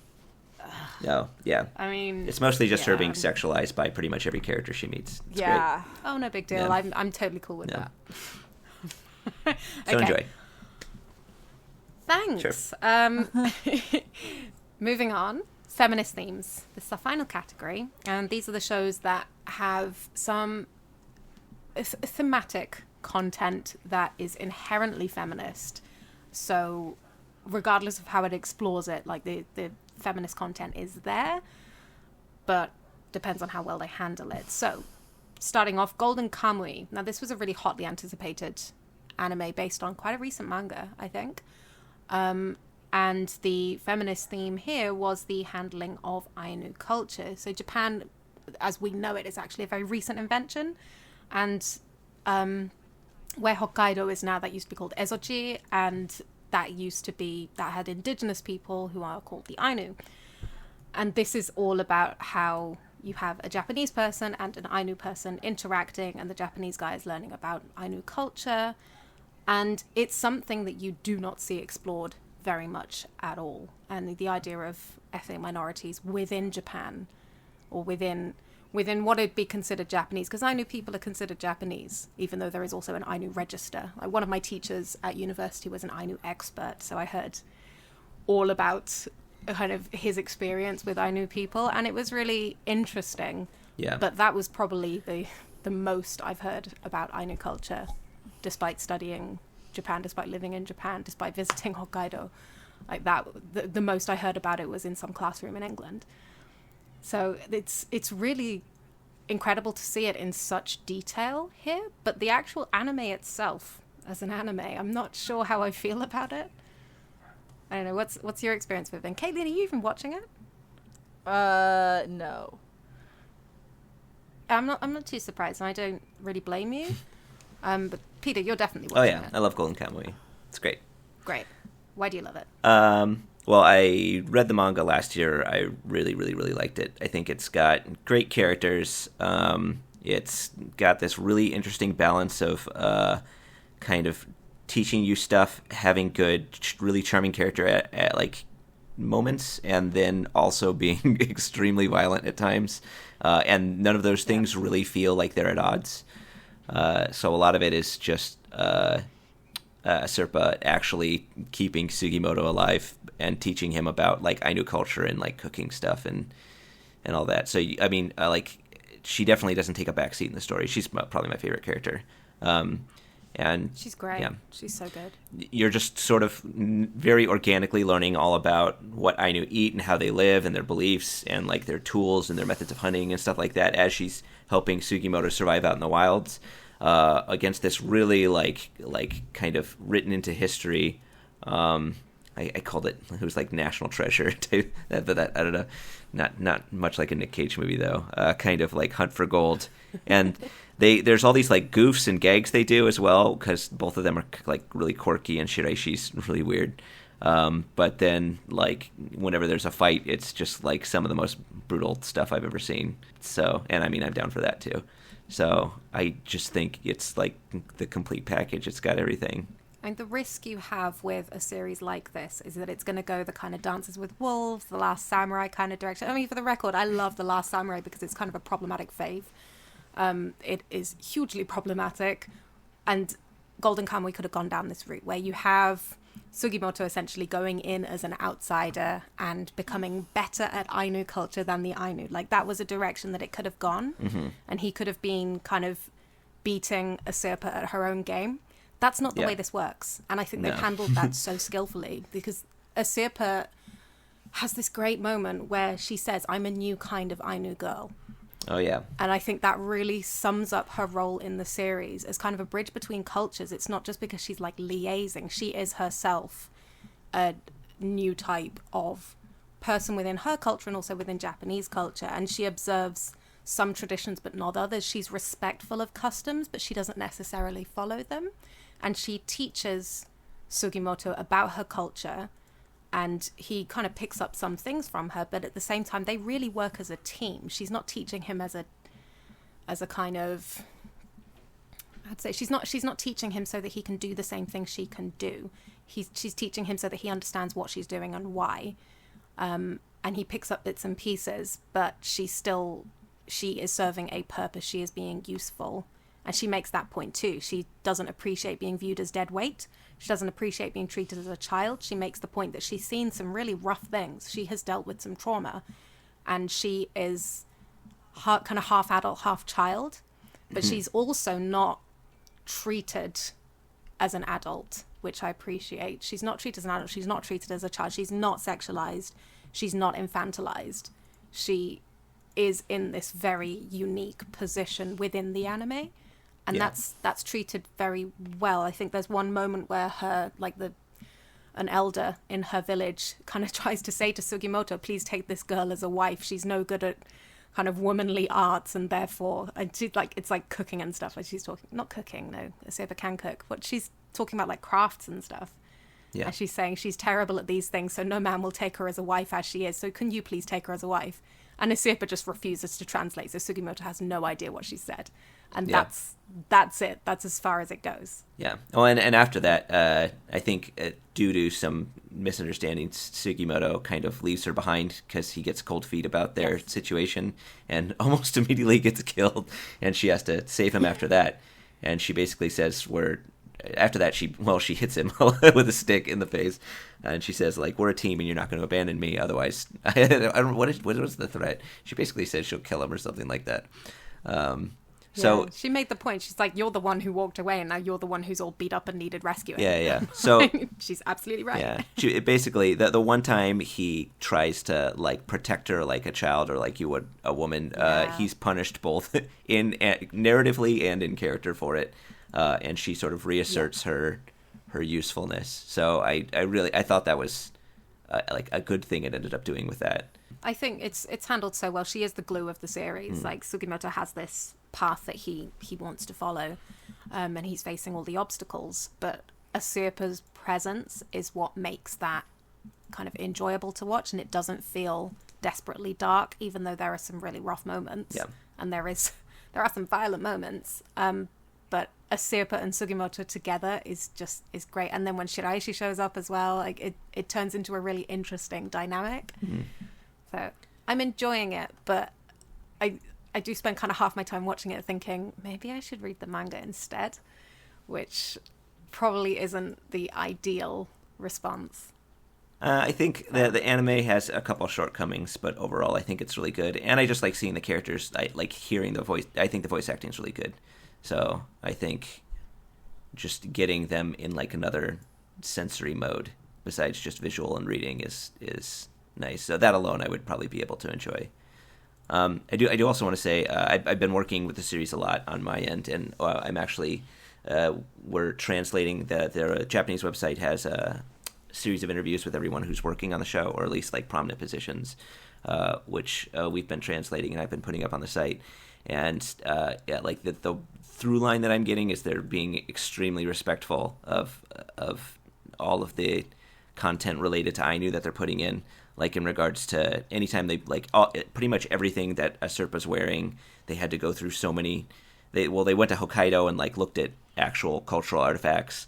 They went through like several series of approvals, and it seems like among a lot of them, there's this sense that what they're doing is very kind of culturally important, or they're trying to be respectful of this portrayal of Ainu people, and like working kind of around this issue, I've sort of been introduced to the current Japanese politics, which is, I think the conservative position is that the Ainu people don't exist in Japan right now.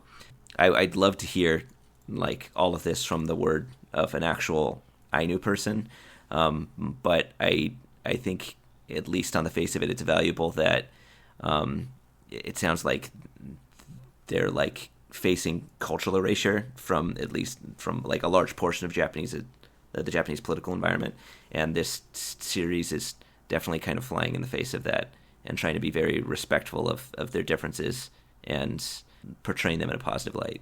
Yeah, I think that really comes across. It doesn't feel jarring at all. It feels really respectful. It feels really enjoyable. So I will watch it to the end, but then I would also like to seek out the manga, I think. Mm-hmm. Oh, definitely read the manga too. Yeah, it doesn't get all the great faces, that's for sure. Libra of Nil Admirari. Is either of you watching this? I dropped it. No. Yep.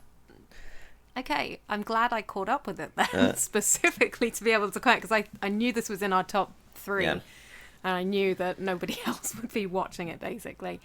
I think that the review we have is pretty much representative, though I would potentially drop it down to Harmless Fun. I think the feminist themes that it has are not handled. I think they are there, and they are left there for the most part. There are some great moments. So it says it's set in Taisho, Japan, which is roughly the 1920s, I think. I can't remember the exact time period, but it's a pretty short period between Meiji and Showa. And it is distracting to me that they have set it in a real Japanese time period, and I'm sort of looking at the setting. Like, for example, they've got a shop front that has an English word as its name. It's called raspberry, and it's written as raspberry. There is no katakana, there is no kanji. It is the English word raspberry in Roman letters. And I was just looking at that thinking, is that really something that would have happened in Taisho, Japan? And when they're talking, they're using katakana words like thrilling. They're saying suriringu. And I studied a little bit of Taisho era literature, and I remember at the time, the one example that we had was there was the kanji for the words head and light, and above it was the katakana headdoraito, because the concept of headlights was unfamiliar at the time. So by having both the kanji and the katakana, you could kind of convey the meaning of this unfamiliar thing. So katakana words were by no means as common as they are today, at the very least. And katakana is used for loan words mostly, and it shows up a fair amount, and it seems like their dialogue in Japanese is treated as modern day dialogue, like as you would hear Japanese people speaking now. So wait, and about the katakana, like, wasn't katakana for a long time sort of used more like hiragana is used today? Yeah. Okay. But it's been a long evolution of language. At this point, it is used mostly for loan words, sound effects, things like that.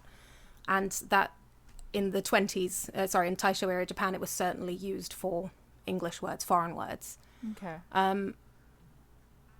And it's just jarring. I wish that they had not specified a time period. I mean, I think they're trying to do something similar to if you saw a steampunk series.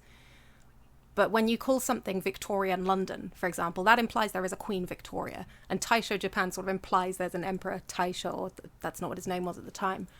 But it sets it in such a specific way that if you have that kind of background, then maybe you kind of find it jarring in a way that I did. So that was a little bit frustrating to me. But the moments that they do actually lean into the fact that it is Taisho era Japan, it's super interesting. And they talk about women working, and like the main character is, in the first episode, she's set up in a marriage that she's not got any interest in, but her father tells her she's going to be married, and it's something to do with helping the family, and she just accepts it and she goes along with it. And then by the end of the episode, she's decided to go and work for the agency that deals with cursed books. And she later on kind of says, well, I really enjoy living in a communal space. I really enjoy working. I really enjoy earning money that I can spend however I like. I love this freedom. So we're getting something of an arc from her. And she talks at another point about how, about other working women in society. She's got a friend who's a journalist. Her boss is a woman within the agency. And she talks about these women, and there are male characters who, some get it, some don't, some are supportive, some aren't. And they're coming from kind of different levels of society, different backgrounds. There's one character who is the child of a sex worker. That comes up. And so it is putting these potentially feminist topics in front of you. And then it's not necessarily doing particularly feminist things with it, or it's not necessarily doing anything with it to address these themes in a way that's satisfying or substantial. So I'm not sure I'd recommend this exactly. It does feel like harmless fun. If you like the aesthetic and you kind of enjoy that otome visual novel type story, then this is a perfectly serviceable example of that. I'm not put off it, but there's not as much here as I think we had hoped when watching the first episode. And the first episode's not really representative of what the rest of the series is. The second episode gets much closer to that. Oh, no. Did you watch the second episode? Okay, yeah, no, I don't think this is one for you, Peter. Not my style. Not really. And yeah, the male suitors continue to be reasonably bland for the most part. So yeah, I will probably try to carry on watching, but really as a reviewer, not as a viewer. As a viewer, I probably would have dropped this already, just because I'm not hooked. So that leaves us with Wotakoi, Love is Hard for an Otaku, which is a title that I hate you so really much. just don't like that title. I hate the title because they say love is hard for an otaku, and then by the end of episode 1, love isn't really hard for an otaku at all, because they found other otaku and they're perfectly happy when they're with other otaku. So, okay, you've disproved your title in episode 1. Good job. Now what? But I am actually not hating it. Okay. I really like a lot about the series. There's a couple of things I don't like, but okay. What do you not like? I don't like Kakuryo. Oh, really? No, he's an asshole. Wow, that's strong.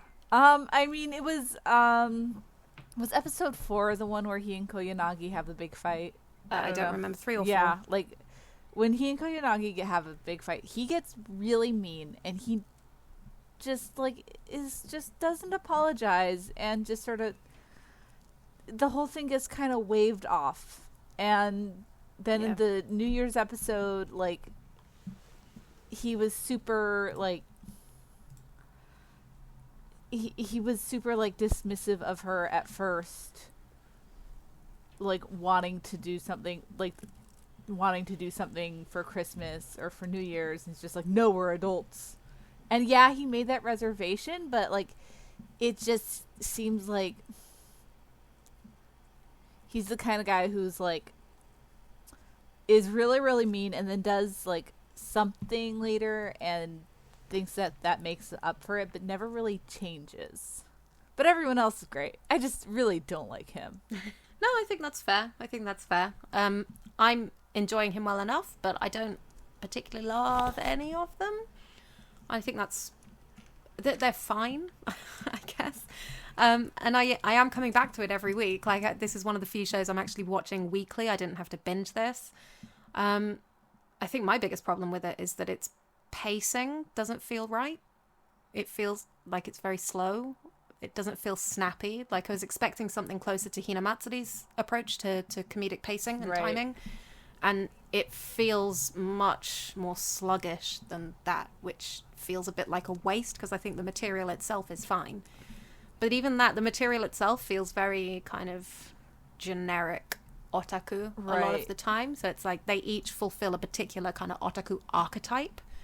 And we don't really get into the specifics of their characters. So they're almost kind of placeholders for real characters and real character dynamics and development.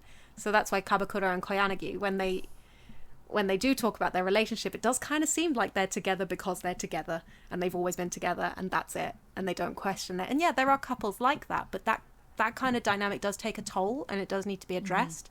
And especially in a show that's called Love is Hard for an Otaku, you'd think when stuff is actually hard, they might lean into that and talk about it a bit. And as you said, they just kind of sweep it under. So I'm not finding it quite as satisfying as I would like to find a show about two sets of geeky couples who work together, which in some ways should be right up my street. But it's... I mean, I connect to it very personally. Like, other than Kabakura being a just raging dickhead. You're not keen on him, no. I'm not. At first I was like, well, they fight a lot, but that just, that seems to work for him. But it's feeling more and more one-sided. And like, yeah, like Koyanagi can like get kind of can shout back, but she never really gets as mean as he does. But anyway, like I really connect to Hirotaka and Narumi. They very, very much remind me of me and my fiance. Sorry, fiance as of 1 week ago, so still yay, kind of exciting thing to say. Nice to say. Yeah, it's just like ooh. But anyway, so like, and it's so funny because like, a lot of it is the big picture stuff. Like, he's more into games, she's more into anime and manga. Yeah. Like, he's like kind of the quiet one, and he's a little bit more socially withdrawn, while she's like more outgoing and friendly.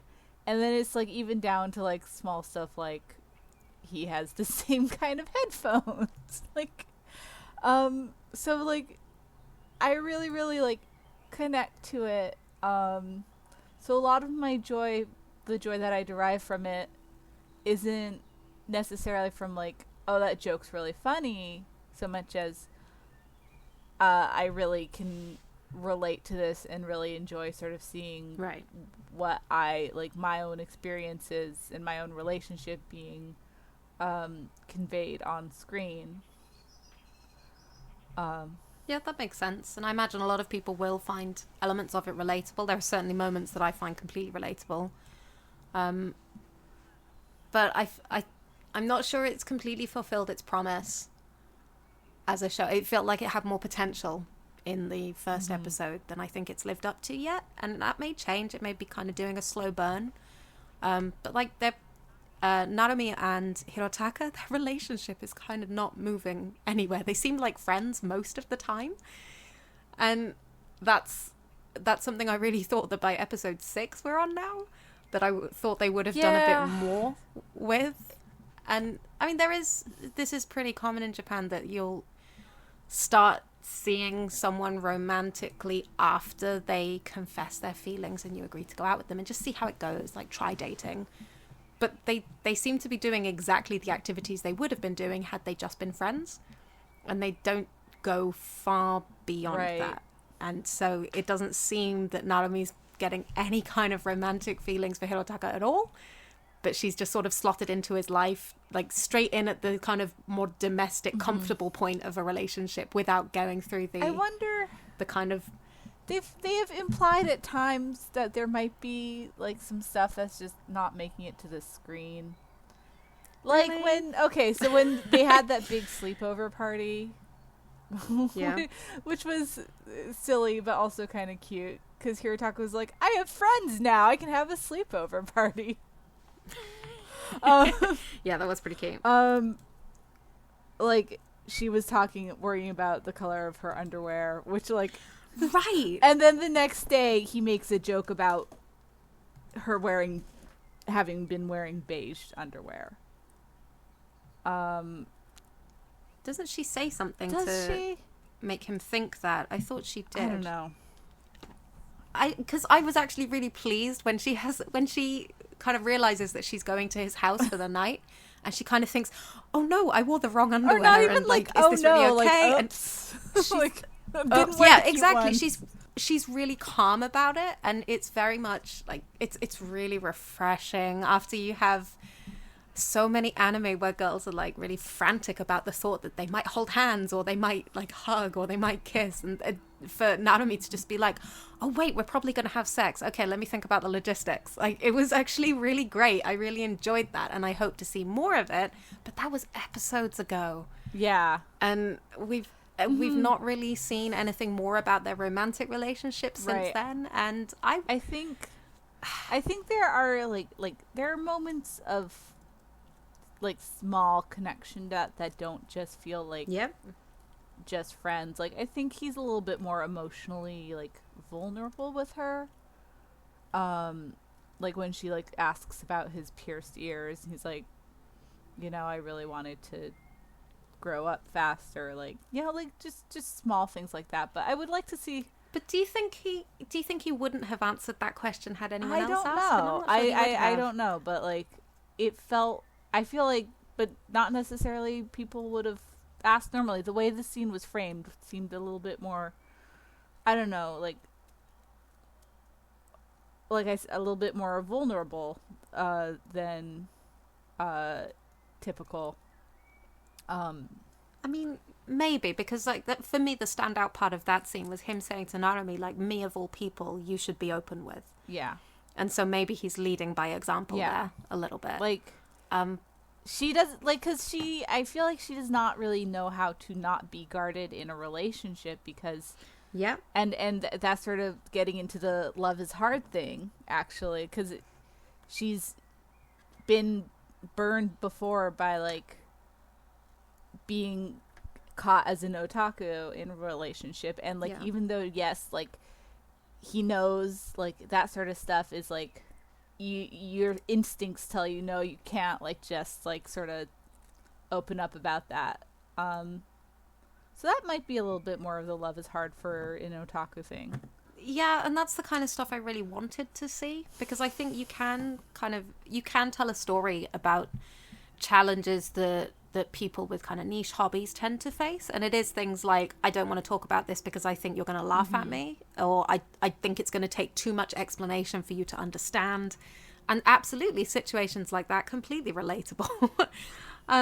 So I was hoping for more of that, is the only thing. We get these little moments where you're like, yes, that is what I came here for, but it's not consistent, and it's not cumulative. Almost, it's more like breadcrumbs every now and again. Yeah, no, I understand. Like I said, the way I connect to it personally probably for sure gives me some rose-colored glasses on it, and I'm not trying to take those off you, just to be clear. Like, absolutely not. Because I feel like Steve Vestnet, his episode reviews on Anime News Network, he's very enthusiastic, and he also talks a lot about parts that are relatable to him.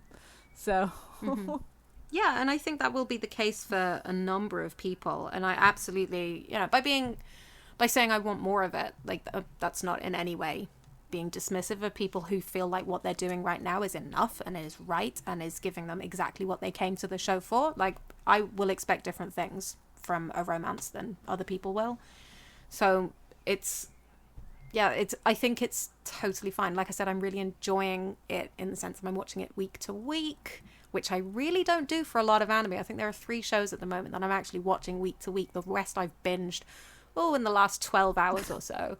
So it's been a very anime-full day. So it is actually pulling me back. I am enjoying spending time with these people. And actually, I think I like Koyanagi and Kabakuro's relationship more than you do. I find... Like, I don't love Kabakura but I also don't dislike him. I think I don't like his crush on Narumi, or not crush, but he clearly, like, Narumi's much more his type. And there was a moment when Koyanagi's kind of talking about how that insecure that makes her feel, and that was another moment that I absolutely loved. But it was also another moment they didn't really kind of go into or build on. Yeah. So I'm enjoying spending time with them, and I am enjoying these moments that come up for sure. And I hope they do more of that in the next 6 episodes. Yeah. 6? Is it 6? It's going to be 5 more 12? episodes. It's an 11 episode series. Okay. I think that wraps up.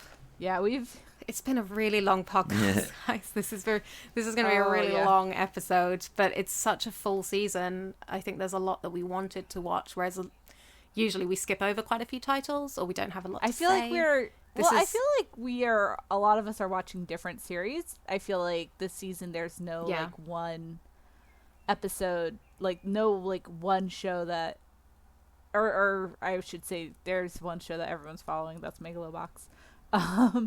But you're I'm not. But like there's no like but it's not as consolidated as it usually is. It's our watching has been more scattered across the season than it tends to be. Yeah, you're right. And there's more, because just briefly as we can. I was wondering if we were going to do this. To wrap this up, I think we have to, because there are some big ticket shows that are ongoing, that are sequels, that are shorts. So just briefly, what are you watching and would you recommend it from the list that isn't new anime to this season? My Hero Academia is still very strong. Right, and I think we're all watching that. So this is probably where the shows that everyone is watching are actually clustered.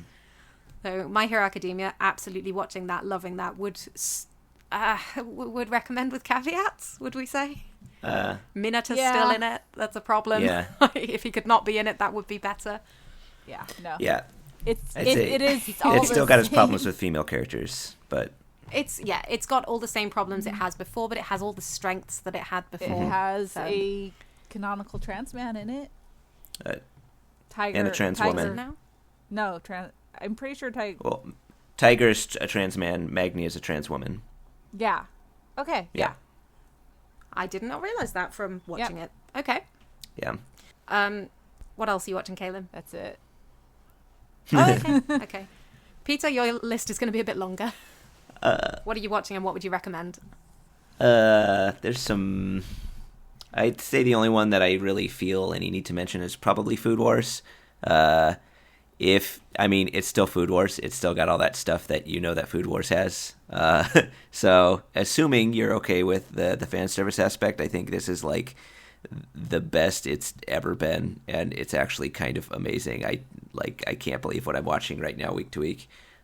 They've gotten into some like really hairy territory in regards to childhood abuse, and they've kind of got some like classist themes going on right now in the current conflict of the story, and they're handling them all very well, and the writing is just spot on. So I think it's pretty amazing what Food Wars is doing right now. It's just it's still got that fan service though, so if that's a deal breaker, then the deal is broken. Yeah. Right, that makes sense. No more? Nothing else to talk about? Depends on how long a conversation you want to have. Do it. Go on. Just briefly, are you watching it? Would you recommend it? The Darling in the Franxx. I don't think I could recommend it. I don't know if this joke, I just made it recently. Has anybody seen Equilibrium? No. Dang. This is going to be very niche joke. Okay. It's basically, it's a really good Christian Bale movie with Sean Bean about a like dystopic society where they've outlawed all human emotion. And in the... This joke doesn't work. Basically, the movie handled it better because, there was actual consequences for human emotion, and like he was unfamiliar with a lot of concepts in regards to art and music and all like that stuff that inspires emotion, because they specifically kept that stuff away from the character because that's good writing. Darling in the Franxx doesn't do that. It I don't know what it's trying to do. Like now the whole thing is about how they've been prohibited from expressing any kind of gendered activity the whole time, even though the first half of the series was entirely about stereotypically gendered activity. So I have no idea where this is coming from. It makes no sense whatsoever. It's kind of low-key insulting. I think it's pretty high-key insulting by this point, if you've seen yesterday's episode. Yeah, well, I mean, there's offensive and then intellectually insulting. And I guess it's both. And it's doing both, I think. It's just a mess. Ticking both boxes. Are you watching it, Caitlin? No, I'm behind on it, but I have been following people's Twitter conversations about it vicariously, and oh boy, we should probably do a thing about it after it ends, though. Seriously, though. Yeah, I'm not sure. I'm not sure I want to give it the satisfaction. So briefly, Darling in the Franxx has taken a really bad turn, and not only has it not lived up to the possibility of subversion that we all hoped for in the first episode. Well, I say we all. Vry from the beginning was like, this is not going anywhere good, and Vry was completely right.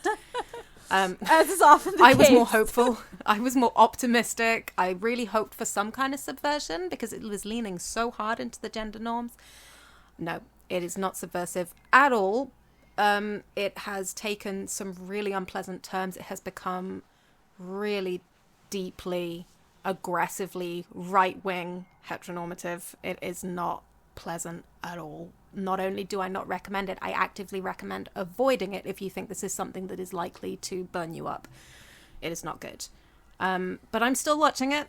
There's a bit of sunk cost fallacy going on here at this point. A bit of Stockholm syndrome, maybe. I'm not sure if I'm still enjoying it. Yesterday's episode was really, really bad. And I mean bad in the sense of it made me feel bad. I did not enjoy the viewing process. There were moments when I turned the volume completely down because I couldn't bear to hear them say these words. It was just so unpleasant. But I'm going to continue watching it to the end. There is a lot of conversation going on around it now, and I think participating in those conversations is probably the most satisfaction I'm going to get out of this series, and I look forward to dropping it and never coming back to it. But I am actually watching stuff I enjoy. Space Battleship Tiramisu is a problematic option, but I am still finding it funny when it's not being awful. It's not too much of a recommendation, I'm afraid, but it's kind of absurd comedy, but at the same time it's got this kind of gender essentialist homophobia, etc. It's also got a lot of man service, which is really not my thing. So, yeah, if you think you're going to enjoy the absurd comedy and can overlook everything else, then I probably would recommend that for you specifically. But what I'm actually really enjoying is Tokyo Ghoul Re. Are either of you watching that? No. I think both of us. I'm enjoying it. I think it's on Hulu. I think both of us I don't know who fell has it, out actually. of love with the manga around the same time. Oh, yeah. And I just really don't feel any particular need to go back to it. Is it not on Crunchyroll? No. It's on... It's on, I think, Funimation and Hulu, I believe. Don't quote me on that. It is on Crunchyroll here, so I wonder why I hadn't seen so much conversation about it. Yeah, I am enjoying it so much that I went back and rewatched Tokyo Ghoul from the very beginning and actually enjoyed it a lot more. Now it has Tokyo Ghoul Re on the end, so it feels more like a rounded, complete series. And yeah, I think it's one of those adaptations where the anime really improves on the source material. I think it really... it makes up for pacing issues in the same way as things like Attack on Titan kind of makes up for pacing issues to an extent in parts of its series. And yeah, I'm really enjoying it. I'm really looking forward to seeing where it goes. So if anyone else is, please tell me on Twitter, because I don't have anyone to talk to at the moment. Sorry. Very, very lonely fan. I picked up Happiness, and I started reading that. That's my vampire manga. So yeah, I'm not sure at the moment if I recommend it, but I am enjoying it way more than I thought based on how I felt about Route A, which is still my least favourite part of the whole thing. So yeah, if you haven't watched any Re yet, and because you didn't enjoy Route A, but you enjoyed Tokyo Ghoul more, then maybe pick it up and see what you think. And yeah, let me know. Okay, we are done. This has been a very long episode. So, just to wrap up, a little bit of housekeeping. If you like what we've been talking about, you can find more of our work on www.animefeminist.com. You can find us on Twitter @animefeminist. You can find us on Facebook, facebook.com/animefem.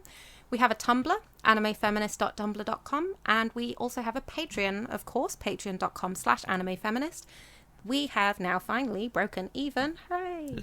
And this means that we are no longer working in a deficit. We are actually making enough each month to pay all writers, contributors, editors, administrators, everyone who contributes to the site. We are paying. It feels so good to clear those invoices. And we have a little bit of a buffer, which is great, but we have a lot of projects that we would like to work on and can't just yet. I think the next thing we're going to be working on is making the site more accessible, making podcast transcripts, which is also not free.